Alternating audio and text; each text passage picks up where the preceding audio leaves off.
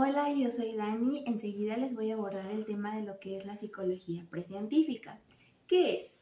La psicología se dividió en dos partes, que es la precientífica y la científica. En la precientífica prácticamente se abarcan todos los orígenes de la psicología. Antes de conocer los orígenes, vamos a abordar lo que es la etimología de la palabra psicología. Esta se divide en dos, que es la psique y logos. La psique prácticamente es el alma y logos es el estudio. Si juntamos las dos vendríamos obteniendo lo que es el estudio del alma.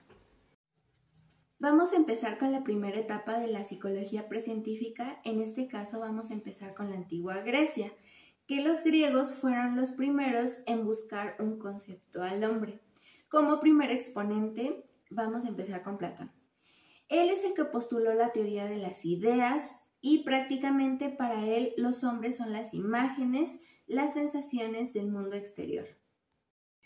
Para Platón, su mayor aportación fue que el alma se dividía en tres partes: el alma racional, el alma impulsiva y el alma pasional. En el alma racional tenemos que está localizada en la cabeza y esta alma es inmortal o divina. El alma impulsiva está localizada en el tórax y es la que tiene que ver con el honor y la gloria. El alma pasional es la que tiene que ver con el placer y está localizada en el vientre.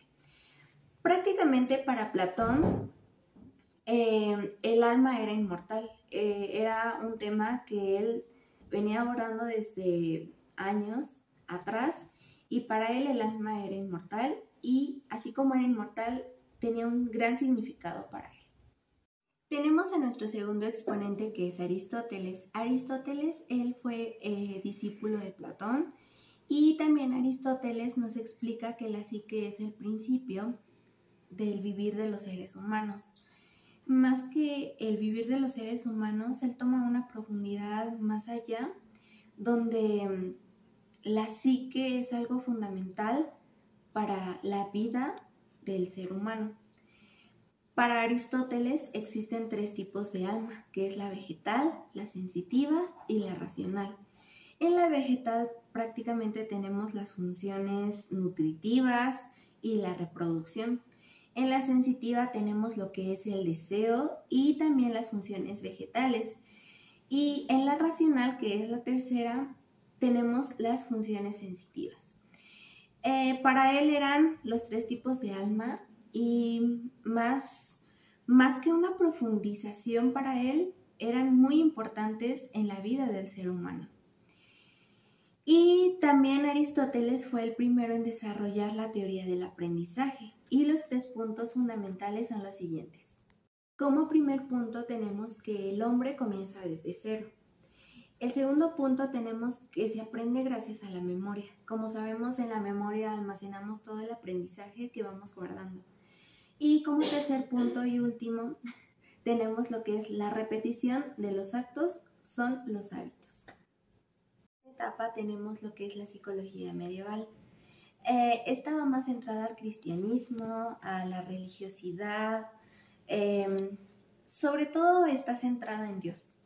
Aquí el concepto del alma se lo dan a que es una creación de Dios, del Altísimo, de la persona divina que prácticamente nos creó, que es Dios.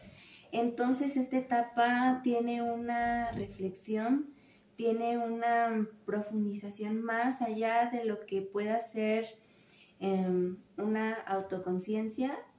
Aquí tiene más reflexión en lo que es Dios. Siempre va a ir enfocada en Él y aquí no van a haber otros términos como lo teníamos en la antigua Grecia, sino que aquí pasa un trasfondo, ¿no? Totalmente. Y aquí sí hay términos como lo que es el pecado, el libre albedrío, donde el alma siempre va a ser ese sentir que viene de Dios. A continuación les mostraremos un poco más de información. Siguiente exponente tenemos a San Agustín de Hipona. Tenemos muchas cosas interesantes acerca de él. Él se basó en las ideas de Platón y puedo decir que aunque sus ideas eran semejantes, siempre tenían algo de diferencia. San Agustín de Hipona era un excelente filósofo, aunque él no se basaba del todo a la autoconciencia. Él no se basaba a que todo venía de la mente, a que todo venía de nosotros mismos, sino que él afirmó que el alma es una expresión del cristianismo, que en este caso es de Dios. Vendría siendo algo espiritual, algo divinal. Él le daba un trasfondo original que Dios nos había regalado un alma. Y esa alma nos tenía que ser seres pensantes, seres con un sentir. Y bueno, él también nos daba una de las aportaciones muy importantes, que era la introspección, el cual decía que entre más te conoces a ti mismo, más podías estar cerca de Dios. Y realmente puedo decir que es cierto.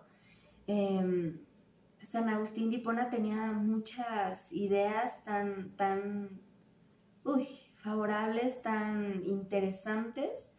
Y esta frase que él nos dejaba de entre más te conozcas a ti mismo, pues más cerca estás de Dios.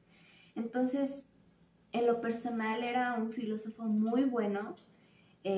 A pesar de que era un filósofo, lo caracterizaba por ser, pues, de la rama del catolicismo. Entonces, él nos deja un dato muy interesante.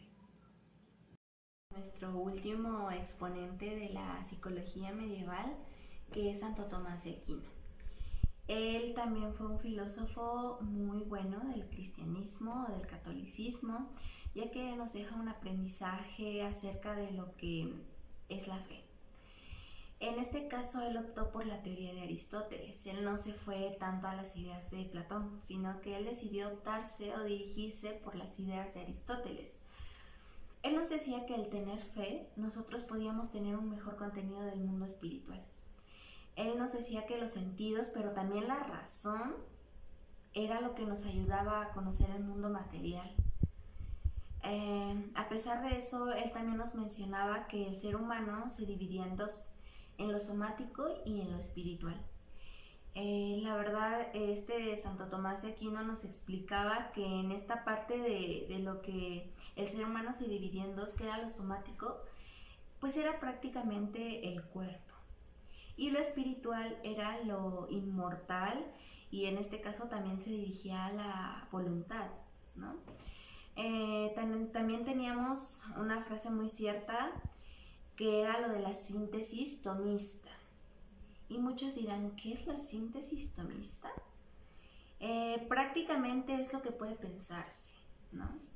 Es la reflexión que nos lleva al pensamiento. En este caso, si nosotros nos ponemos a pensar en lo que es el pensamiento, pues es algo tan profundo que cada persona tiene, ¿no? Es subjetivo. Entonces, en este caso, pues él decía, ¿no? La síntesis tomista, quédense con lo que les dejo, ¿no? Es el pensamiento.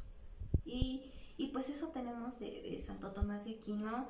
Son muchísimas cosas más que tenemos de él, de San Agustín, de la psicología medieval. Sin en cambio, nos quedamos con lo más relevante, con lo más interesante que tenemos con estos dos autores. Es una etapa muy interesante, muy peculiar. En esta etapa se deja todo atrás, lo del cristianismo, ¿no? Aquí se elimina por completo todo lo que esté relacionado con Dios, con la fe, con lo espiritual, con la religiosidad, todo se elimina, ¿no? El Renacimiento va más allá a la reflexión del hombre. Aquí el Renacimiento va a ser más valoración al hombre, a sus posibilidades, a sus potencialidades, prácticamente al hombre, al sí mismo. Aquí entran los conceptos como lo es la belleza, lo artístico y la libertad. En términos más breves es el humanismo. Aquí entra el humanismo, ¿no? Aquí entra la reflexión de que el hombre se le tiene que hacer más valor sus cualidades, se le tiene que hacer ver que no vale por una fe, sino vale por sus cualidades, por lo que la persona llega a hacer. También en el Renacimiento se descubren otras aportaciones como lo es la imprenta, la brújula y otros temas más. Entonces es un tema sumamente interesante, de suma importancia, que tenemos que tener en cuenta que la psicología precientífica va agarrado de la mano del Renacimiento.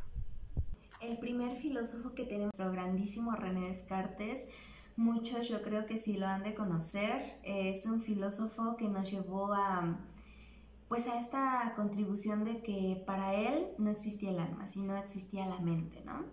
Su mayor contribución de sus teorías pues fue esa, de que dejó atrás el término alma y se agarró tan fuerte del término de la mente. La mente para él significaba un yo pensante, un yo que reflexiono, un yo que pienso. Era un cuestionamiento que él tenía. Entonces René Descartes era grandísimo, ¿no? En sus tiempos fue un filósofo que hizo una aportación muy grande, ¿no? A las personas que lo consideraban como maestro. Pues sus más grandes aportaciones o su grande aportación fue que él comentaba que no era tan factible los sentidos, como llegaba la información a partir de ellos, ¿no? Los sentidos eran como que ese mensaje para recibir esa información. Él decía que teníamos que dudar del pensamiento, teníamos que dudar de todo, ¿no? El pensamiento era la prueba de su propia existencia. ¿Qué nos deja con esta frase? Él nos decía que debíamos de dudar de todo, ¿no? Y aquí es su frase más destacada, ¿no? El yo pienso, dudo y luego existo. Es una frase muy reflexiva, es algo que nos deja tan profundo porque eso es tan cierto. Debemos de pensar y luego debemos de decir, ok, somos unos seres pensantes. Y su frase la hizo tan cierta, ¿no? De luego pienso y luego existo. Entonces, tenemos grandes aportaciones con él, como lo es, pues lo que es la mente, ¿no? Él dejó atrás el alma y le dio un significado nuevo a la mente. Bueno, pues tenemos a nuestro último filósofo del Renacimiento, que es Luis Vives. Chulada de filósofo, él también pasó del concepto del alma a la mente. Uno de sus aportes fue que dejó a la metafísica a un ladito y optó más por una actitud observacional y una actitud constructivista, ¿no? Él dejó a un ladito la metafísica, el porqué de las cosas, y él se fue más a lo observacional y a lo constructivista, ¿no? Estudió el principio de la memoria y el estudio de las actitudes de los individuos. Prácticamente él intentaba analizar ciertas características que los individuos o las personas en este caso tenían, ¿no? El analizar ciertas actitudes que ellos tomaban en el transcurso de sus vidas, y también parte de sus aportaciones fue la base de la psicología funcionalista. Entonces, es muy breve la información de Luis Vives, tal vez haya muchísima, pero para ser cortos y breves, pues prácticamente él también fue como René, ¿no? Dejó a un lado el concepto de alma y se enfocó más a lo de mente, ¿no? Se enfocó más a lo de una actitud observacional, y en este caso él intentaba pues día a día analizar ciertas actitudes y características de los seres humanos. Bueno, pues para finalizar este video, podemos concluir que la psicología precientífica fue útil y sigue siendo útil en el transcurso de los años. ¿Por qué? Porque nos deja un gran aprendizaje acerca del descubrimiento de nuevas teorías, nuevos tratados, acerca del desarrollo del descubrimiento de la conciencia, ya que si tenemos bien entendido que sin ella no habría un precedente de todas las postulaciones de los filósofos. Y tenemos también entender que sin ellos no habría habido un mejor entendimiento acerca de la conducta humana. ¿Qué es lo que nos lleva todo esto, todo este aprendizaje? Nos deja una gran reflexión, que la psicología precientífica no solamente se quedó estancada en los ayeres, en los años pasados, sino que sigue siendo de gran importancia, de gran relevancia durante nuestro aprendizaje, ya que con ella nos hemos ido actualizando, hemos ido evolucionando, porque si bien entendemos, no solamente fue útil para su tiempo, ¿no? Sino sigue siendo útil para nosotros como personas que seguimos actualizando acerca de ese tema. Espero que les haya sido de suma importancia mi video y no duden en seguir retomando ese aprendizaje acerca de la psicología precientífica. Es un tema sumamente interesante que día a día nos aporta más cosas. Gracias por su infinita atención. Nos vemos luego.